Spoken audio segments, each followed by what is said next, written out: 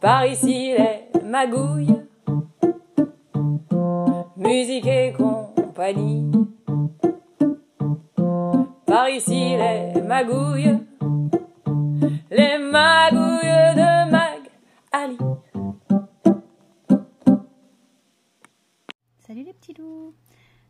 Aujourd'hui je voudrais vous expliquer quelques techniques pour pouvoir écrire un texte de chanson. Dans un texte de chanson, le fond et la forme sont étroitement liés. On va faire ça en plusieurs parties. Donc dans un premier temps, on fera un tour d'horizon des outils métriques, rhétoriques et lexicaux.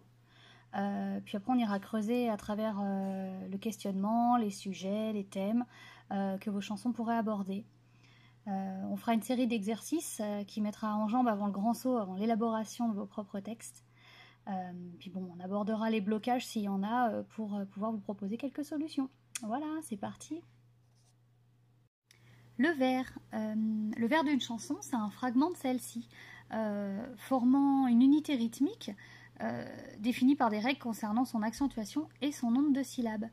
Les syllabes, c'est communément appelé les pieds. En résumé, vous avez un vers quand vous retournez à la ligne en écrivant votre texte de chanson. Un vers, c'est pas nécessairement une phrase. Une phrase peut contenir plusieurs vers et inversement. Un vers peut contenir plusieurs phrases. Voilà. La longueur d'un vers, c'est appelé le mètre. C'est pour cela qu'on parle de métrique. Quand on évoque l'écriture en vers, la forme la plus connue, c'est l'alexandrin, avec ses 12 pieds. Mais il se fait rare en chanson. L'alexandrin, c'est un mètre-pair. On le voit plus en poésie. Je peux vous donner quelques exemples de mètre-pair. Vous avez l'alexandrin, c'est 12 syllabes. Le décasyllabe, c'est 10 syllabes. L'octosyllabe, 8 syllabes. Le vers à 6 syllabes, il n'a pas de nom celui-là. Sinon, il y a des mètres impairs. Là, ils n'ont pas de nom particulier, mais il peut y avoir 9 syllabes, 7 syllabes, 5 syllabes, etc. Les rimes, il y a deux genres de rimes. Il y a les rimes qu'on appelle masculines et les rimes féminines.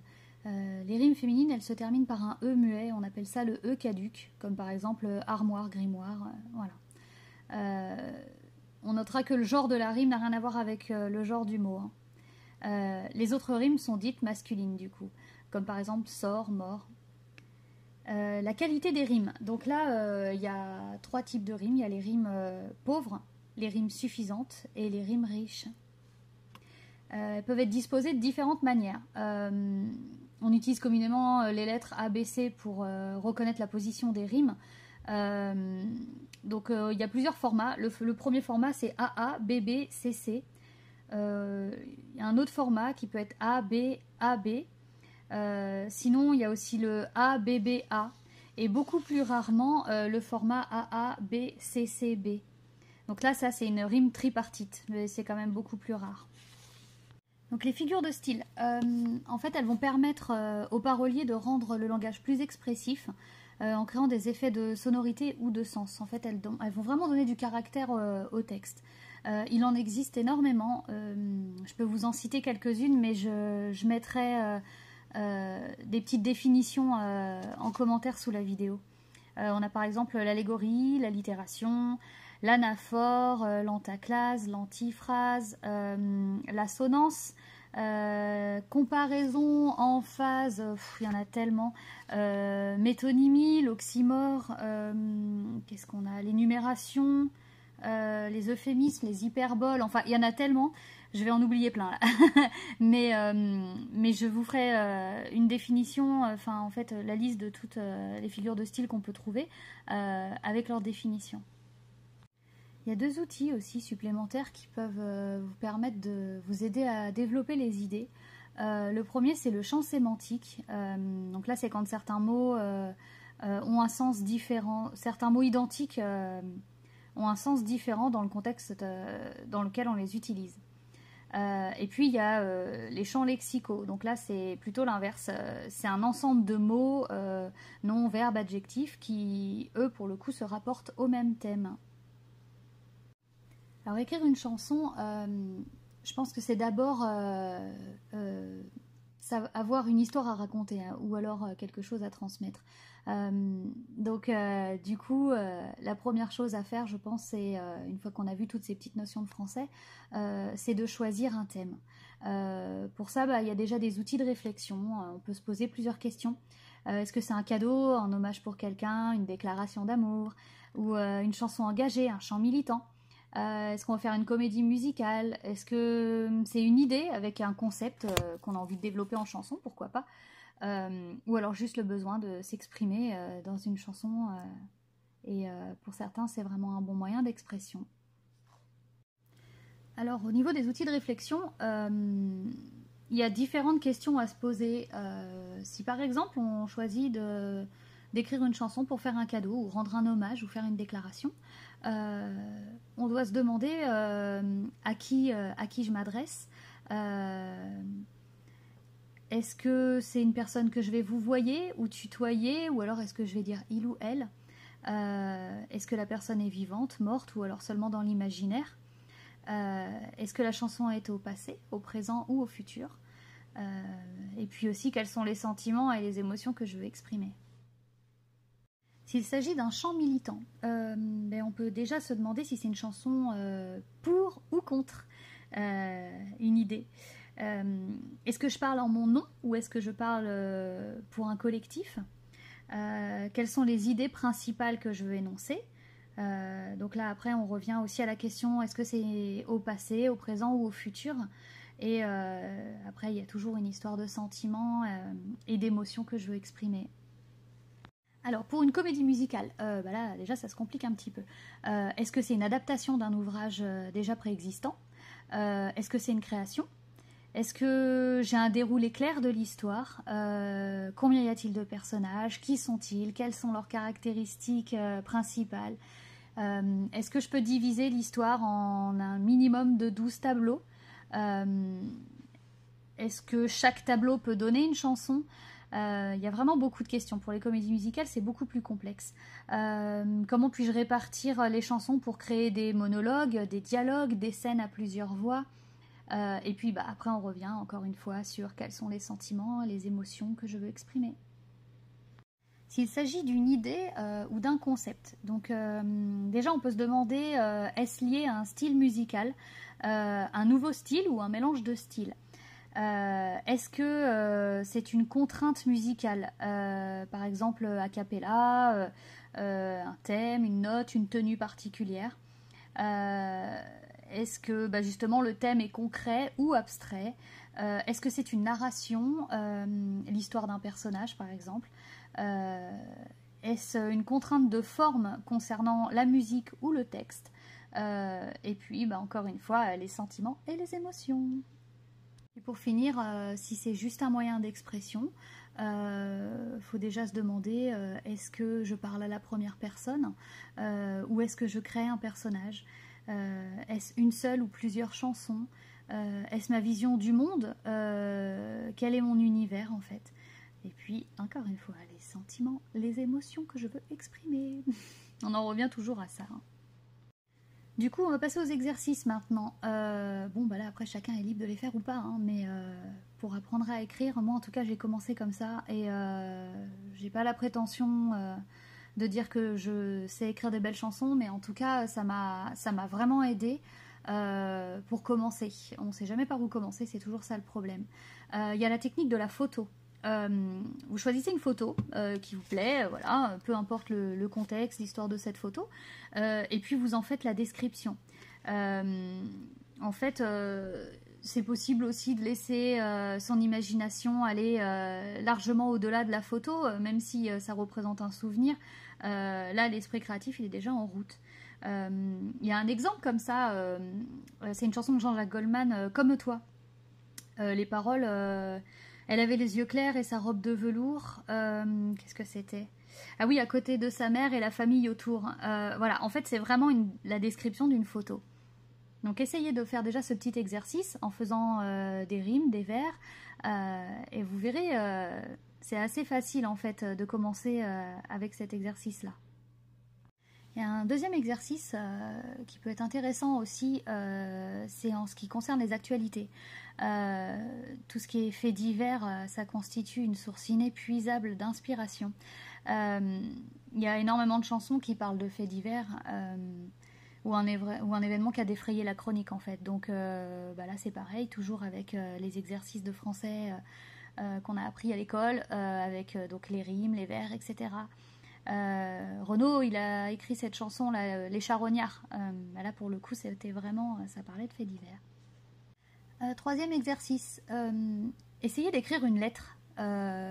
Donc on peut écrire une lettre à qui on veut, hein. C'est pas forcément une personne non plus, ça peut être une étoile, un arbre, un pays, un monde imaginaire. Enfin chacun est vraiment libre de faire ce qu'il veut, mais voilà, écrivez une lettre forcément avec des rimes. Il y a un exercice aussi qui est beaucoup plus complexe qu'il n'y paraît, ça a l'air vraiment simpliste comme ça et pourtant c'est assez compliqué. C'est de dresser une liste. Déjà il faut choisir son catalogue et puis faire rimer la liste. C'est bien plus complexe qu'il n'y paraît. Les énumérations reviennent fréquemment dans les répertoires français, comme par exemple Benjamin Biolay quand il a écrit Ton héritage. Il y avait La complainte du progrès de Boris Vian. Il y en a beaucoup en fait. Alors il y a un exercice quand même qui est un petit peu plus simple que les autres. C'est celui qui consiste à réécrire le texte d'une chanson déjà existante. Voilà, ça permet de travailler de façon structurée, d'écrire en musique surtout, parce qu'il y a déjà la mélodie. C'est vraiment un plus. Et puis de vérifier en direct si on parvient à faire sonner les mots en fait. Et en plus on peut déjà le fredonner tout de suite. Et ça c'est vraiment chouette. Donc faire une réécriture. Essayez de faire ça sur une chanson que vous aimez beaucoup. Commencez pas par un rap hein, ou un truc avec vraiment beaucoup de paroles parce que ça risque d'être compliqué. Mais une chanson assez simple avec les 4 accords magiques par exemple et puis vous en sortirez super bien.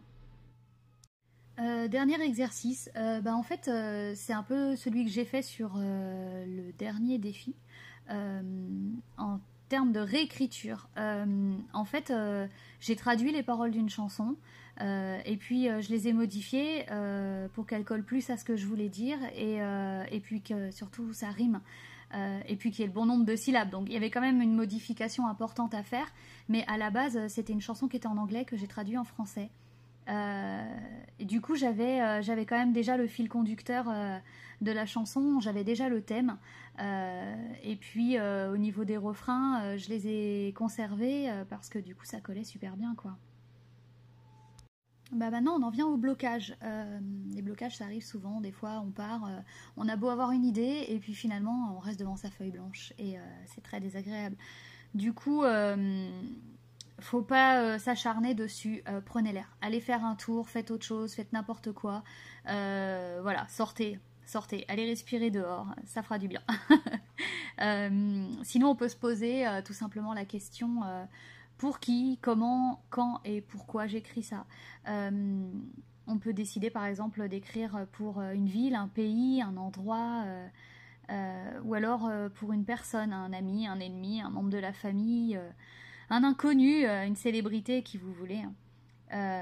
On peut aussi décider d'écrire une chanson qui parle d'une époque en particulier. Et puis, pourquoi pas faire la liste du coup de lieux, de personnes, d'époques dans un cahier. Et puis voir après éventuellement s'il n'y a pas des croisements possibles. En fait, griffonnez tant que vous pouvez. Voilà, prenez des cahiers et puis c'est toujours mieux que de taper à l'ordinateur. En plus, écrivez avec stylo à l'ancienne.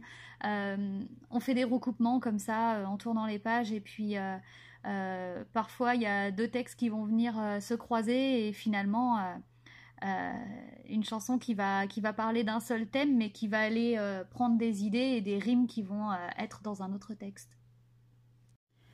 J'ai écrit un texte que j'ai mis en chanson. Donc à titre d'exemple, j'ai travaillé pendant 7 ans en EHPAD et du coup j'ai rencontré une dame que j'ai appelée la dame aux breloques. Elle était elle avait 99 ans et elle marchait avec des talons aiguilles et elle était blindée de bijoux. Et moi, elle m'impressionnait parce qu'elle avait toujours le sourire. Et c'était une ancienne pianiste. Elle avait la maladie d'Alzheimer et elle n'arrivait plus à déplier ses doigts. Mais quand on l'installait devant le piano de la maison de retraite, elle se remettait à jouer. Et c'était une des rares choses qu'elle n'avait pas oubliées. La dame aux breloques. Si aujourd'hui le temps a givré ses cheveux et semé quelques rides sur son visage, elle retient la vie, dans ses longs doigts noueux qui autrefois filaient sur son piano sans âge. Ses yeux pétillent encore lorsqu'elle sourit, on voit dans son regard brûler la flamme. Les saisons s'oublient sur son air attendri qui rêvasse sur ses secrets de femme. Il fut un temps où sous les blancs cerisiers la jeune fille en fleurs riait, quand sur sa gorge nue s'entrechoquaient ses colliers, son cœur sur l'air du printemps chavirait. Si le temps des cerises a fleuri ses 20 ans, en cueillant le fruit, elle a goûté au tendre, il coule dans ses veines des ruisseaux de printemps, des étés où l'amour est devenu cendre. Aujourd'hui, même si son piano est muet, et ses joues un peu fanées, elle a toujours l'odeur de ce subtil mélange, de romarin, de lavande, sur un zeste d'orange. Pour finir, j'ai eu envie de vous lire un texte que j'ai écrit il y a à peu près 1 an et demi, donc c'est pas encore une chanson, ça ne rime pas, il n'y a pas de vers, c'est juste un texte, mais en tout cas, moi ça m'a vraiment servi d'exutoire. C'est un texte à double sens, ça s'appelle « Quelques touches de noir et blanc » et c'est une ode à mon piano. Le tumulte frénétique s'arrête enfin. Le silence, oppressant ennemi du passé, je t'accueille avec plénitude. Assise dans l'herbe fraîche, le vent soulève mes cheveux, et le soleil réchauffe ma peau si pâle d'un hiver rude. Les morceaux de mon cœur se recollent doucement au rythme des chants d'oiseaux. L'instant est fugace. Très vite, cet air envahit mon esprit. Et je te cherche encore, toi, mon ami mécanique, doté d'une âme, j'en suis certaine, qui s'entremêle à la mienne. Mon complice, seul exutoire à ces mélodies invasives. Mon confident, qui fait écho à mes sentiments. Finalement, tu es plus vivant que moi. Ta poésie envahit mon esprit, si synthétique, qui te décortique en pièces de puzzle, trop compliquées pour moi. Et pourtant, je sens ta puissance et ta grandeur, quand mes mains te frappent et te caressent. Toi, l'objet monochrome qui emplit ma vie de couleurs. Tes marteaux brisent mes idées noires, tes cordes vibrent ma passion. Ta musique est vie, rien ne meurt quand elle résonne. Moi, cette coquille vide, parfois troublée, amusée, enivrée ou grave. À ton contact se mélangent la nouveauté et la mémoire, le voyage et le foyer. Une vague monte en moi, survolée de notes muettes. Chaque parcelle de peau s'oxygène, mes yeux se plissent, n'osant pas sourire. Mon corps bascule, mon cœur bat, la mesure effrénée. Quand la nuit et le froid tombent sur le reste de la terre. J'entends au creux de mon oreille le son du bonheur. J'arrive.